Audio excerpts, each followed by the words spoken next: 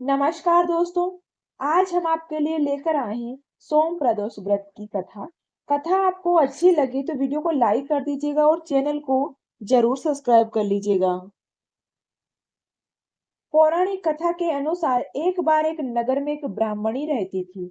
उसके पति का स्वर्गवास हो गया था। अब उसका सहारा उसका इकलौता पुत्र ही था, जिसके साथ वह सुबह से भिक्षा मांगने के लिए निकल पड़ती थी। और इस तरह के दिन पर भिक्षा में मिले कुछ अन्न से ही वह अपना और अपने पुत्र का पेट पालती थी। एक दिन घर वापस आते ही समय ब्राह्मणी को एक बालक घायल अवस्था में मिला। ब्राह्मणी को उस पर दया आ गई और उसे वह अपने घर ले आई। वह लड़का विदर्भ देश का राजकुमार था।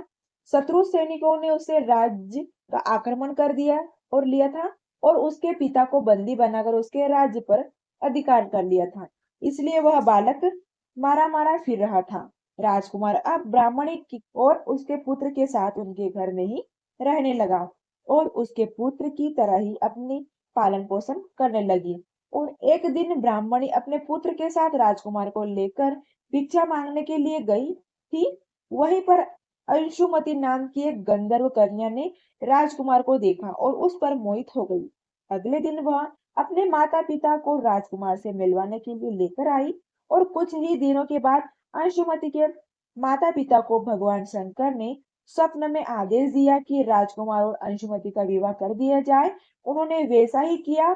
वह विधवा ब्राह्मणी भगवान शिव की परम भक्त थी और सारे प्रदोष व्रत करती थी। उनके प्रदोष व्रत की प्रभाव था कि राजकुमार ने गंधर्व राज की सेना की सहायता से ही विदर्भ देश से शत्रुओं को भगा दिया है और अपने पिता का खोया हुआ राज्य पुनः प्राप्त कर लिया है और सुखपूर्वक जीवन बिताने लगा। राजकुमार ने ब्राह्मणी के पुत्र को अपना मंत्री बना लिया। ब्राह्मणी के प्रदोष व्रत के कारण भगवान शंकर की कृपा से जैसे राजकुमार और ब्राह्मण के पुत्र के दिन सुधर गए, वैसे ही भगवान शंकर अपने हर भक्तों की कृपा बनाए रखें और सबके दिन सवारे इन प्रदोष व्रत यानी कि प्रकाश और सोम प्रदोष व्रत रखने अगले पिछले जन्मों से सभी पापों का नाश हो जाता है और सारी मनोकामनाएं पूर्ण हो जाती है। निरोगी काया की प्राप्ति होती है। पौराणिक मान्यता के अनुसार चंद्रदेव और पाप के कारण क्षय रोग हो गया था और इस पाप के निवारण हेतु उन्होंने भगवान शिव की पूजा अर्चना की और सोम प्रदोष व्रत रखकर प्रदोष काल में भगवान शिव का पूजन अर्चना किया। अब सुनिएगा सोमवार के दिन सुनी जाने वाली भगवान शिव की कथा। एक बार किसी नगर में एक साहूकार रहता था। उसके घर में धन की कोई कमी नहीं थी, लेकिन कोई संतान न होने के कारण वह बड़ा दुखी था। संतान प्राप्ति के लिए वह हर सोमवार को व्रत रखता था और पूरी श्रद्धा के साथ शिव मंदिर में जाकर भगवान शिव और माता पार्वती की पूजा किया करता था। उसकी भक्ति देखकर एक दिन माता पार्वती प्रसन्न होकर भगवान शिव से साहूकार की मनोकामना पूर्ण करने का निवेदन करती है। पार्वती जी के आग्रह पर भगवान शिव ने कहा, हे देवी, इस संसार में हर प्राणी को उसके कर्मों का फल मिलता है और जिनके भाग्य में जो है उसे भोगना ही पड़ता है। लेकिन पार्वती जी इस साहूकार की भक्ति देकर उसकी मनोकामना पूर्ण करने की इच्छा व्यक्त की। माता पार्वती ने आग्रह पर भगवान शिव ने साहूकार को पुत्री प्राप्ति का वरदान तो दिया, लेकिन उन्होंने बताया नहीं कि यह बालक केवल 12 वर्षों तक ही जीवित रहेगा। माता पार्वती और भगवान शिव की संवाद को साहूकार सुन रहा था, इसलिए उसने न तो कोई इस बात की खुशी हुई और न ही कोई दुख हुआ, बल्कि वह पहले ही तरह से शिव जी की पूजा करता रहा। कुछ समय के बाद साहूकार की पत्नी ने एक पुत्र को जन्म दिया। जब वह बालक 11 वर्ष का हुआ तो उसे पढ़ने लिखने के लिए काशी भेज दिया गया। साहूकार ने पुत्र के मामा को बुलाकर उसे बहुत सारा धन देते हुए कहा कि तुम इस बालक को काशी विद्या पढ़ने के लिए लेकर जाओ। तुम लोग रास्ते में यज्ञ कराते जाना और ब्राह्मणों को भोजन दक्षिणा देते हुए जाना। दोनों मामा भांजे इसी तरह यज्ञ करते और ब्राह्मणों को दान दक्षिणा देते काशी नगर निकल पड़े।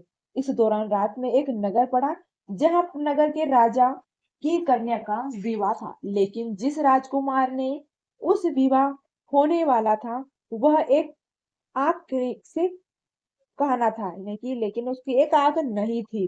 राजकुमार के पिता ने अपने पुत्र के कहना होने की बात को छुपाने के लिए सोचा, क्यों ना उस साहूकार के पुत्र को दूल्हा बनाकर राजकुमारी से विवाह करा दूं और विवाह के बाद इसको धन देकर विदा कर दूंगा। राजकुमारी को अपने नगर ले जाऊंगा और लड़के को दूल्हे वस्त्र पहनाकर राजकुमारी से विवाह करा दिया गया।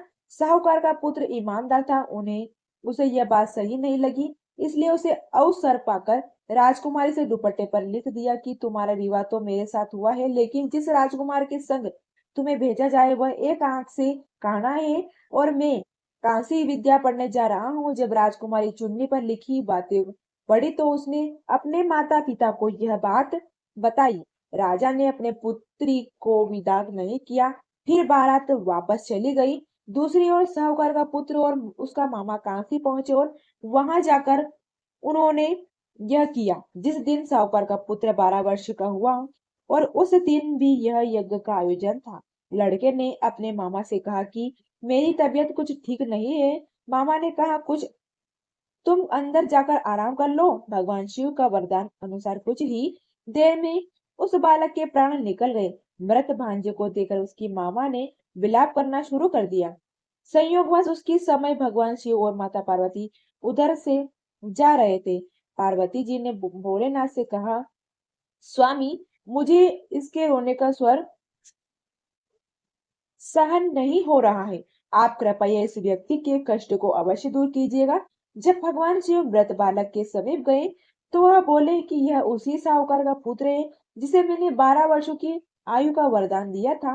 अब आज इसकी आयु पूरी हो चुकी है। लेकिन मातृभाव से विभोर माता पार्वती जी कहने लगी, हे महादेव, आप इस बालक को और आयु देने की कृपा करें, नहीं तो इसे वियोग में इसके माता पिता तड़प तड़प कर मर जाएंगे। माता पार्वती के पूर्ण आग्रह पर भगवान शिव ने उस लड़के को जीवित होने का वरदान दिया। शिव जी की कृपा से वह लड़का जीवित हो गया। शिक्षा पूरी करने लड़का मामा के साथ अपने नगर की ओर वापस चल पड़ा। दोनों चलते चलते हुए उसी नगर में पहुंच गए जहां उसका विवाह हुआ था। उस नगर में भी उन्होंने यज्ञ का आयोजन किया। उस लड़के के ससुर ने उन्हें पहचान लिया और महल में लेकर जाकर उनकी खूब जाओ भगत और अपनी पुत्री को धूमधाम से विदा किया। इधर साहूकार उसकी पत्नी भूखे प्यासे रहकर अपने बेटे की प्रतीक्षा कर रहे थे। उन्होंने प्रण रखा था कि अगर उनके बेटे की मृत्यु का समाचार मिल जाए तो वह भी प्राण त्याग देंगे। परंतु अपने बेटे के जीवित होने का समाचार पाकर वे बेहद प्रसन्न हुए और उसी रात भगवान शिव ने साहूकार के स्वप्न में आकर कहा, हे श्रेष्ठी, में तेरे सोमवार के व्रत करने से, व्रत कथा सुनने से प्रसन्न होकर मैं तेरे पुत्र को लंबी आयु प्रदान की है।